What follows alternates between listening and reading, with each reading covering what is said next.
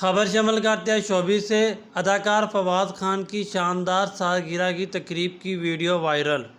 Pakistani star Fawad Khan ने अपनी 40वीं सालगिरह पार्टी का इनेकाद किया था, जिसकी वीडियोज़ और तस्वीर सोशल मीडिया पर वायरल हो गई हैं। अदाकार फवाद खान ने अपनी 40वीं सालगिरह दुबई में अपनी फैमिली और दोस्तों के साथ मनाई है। अदाकार फवाद खान की सालगिरह की तकरीब की वीडियो सोशल मीडिया पर वायरल हो रही है। इन वीडियोज़ में फवाद खान को अपनी अहलिया सदफ के हमरा केक काटते हुए और अपने दोस्तों के लिए गाना गाते हुए देखा जा सकता है।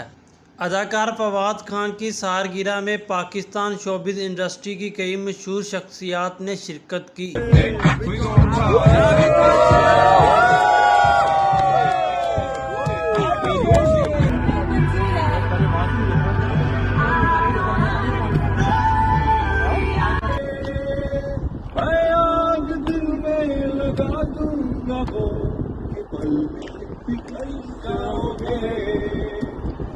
एक दिन आएगा प्यार हो जाएगा, ओ मैं आज दिल में लगा दूंगा, ओ कि दिल में पिघल जाओगे।